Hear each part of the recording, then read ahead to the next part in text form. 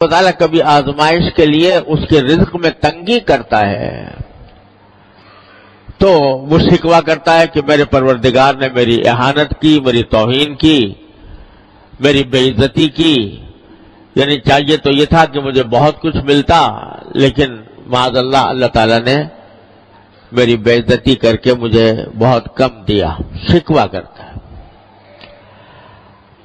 اللہ تبارک و تعالیٰ آگے یہ فرماتے ہیں کہ اگر یہ رزق میں تنگی آتی ہے تمہارے تو در حقیقت اس کی وجہ تمہارے خود اپنے تمہارے اعمال ہوتے ہیں۔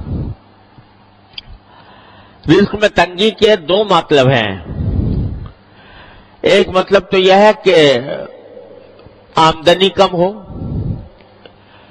اور اتنی کم ہو کہ اس میں گزارا نہ ہو سکتا ہو، یا کم ہوتا، بہت ہی تنگی کے ساتھ گزارا ہوتا ہو،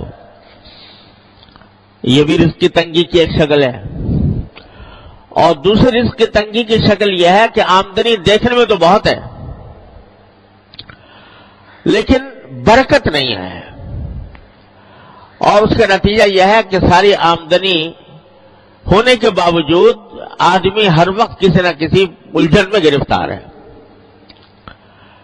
اور آج کل یہ صورت بہت کثرت سے پیش آتی ہے۔ اچھے خاصے مالدار لوگوں کو جن کی آمدنیاں بہت زیادہ ہیں، ان کو بھی یہ شکوہ کرتے سنا کہ پتہ نہیں کہاں سے پیسہ آتا ہے، کہاں چلا جاتا ہے۔ اور نتیجہ یہ کہ پیسے کا اصل فائدہ تو یہ تھا کہ انسان کو راحت ملتی، انسان کو آرام ملتا، اطمینان سکون حاصل ہوتا، لیکن بجائے آرام اور اطمینان حاصل ہونے کے اس سے پریشانیوں میں اضافہ ہو رہا ہے۔ یہ ہے بے برکتی۔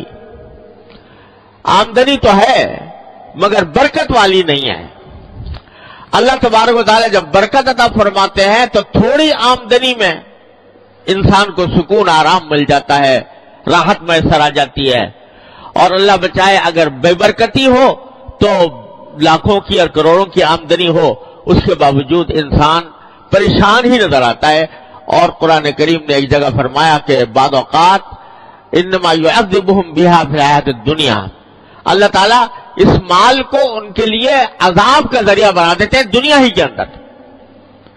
یعنی مال تو بہت ہے لیکن مال کی حصول میں، اس کی تلاش میں، اس کے جو سرگرداں ہیں تو اس میں دن کا چین میسر ہے، نہ رات کا آرام میسر ہے، نہ بیوی بچوں کے ساتھ وقت گزار سکتے ہیں، نہ اپنے گھر والوں کے ساتھ اطمینان کے ساتھ بیٹھ سکتے ہیں، راحت میسر نہیں۔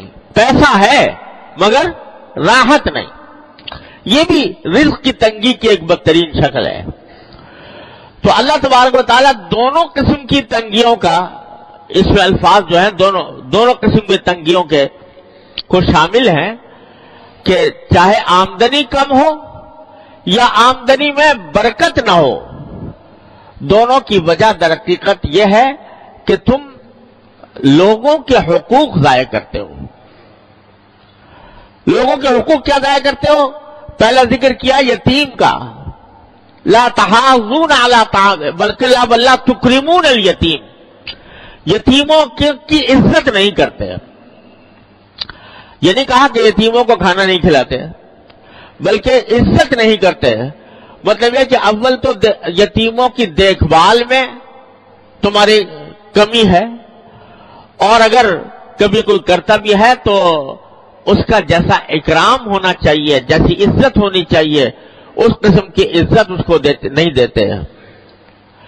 وَلَا تَحَاضُّونَ عَلَىٰ طَعَامِ الْمِسْكِينِ، دوسرے لوگوں کو بھی کوئی ترغیب نہیں دیتے کہ تم مسکینوں کو کھانا کھلاؤ، مسکینوں کے حاجتوں کو پورا کرو۔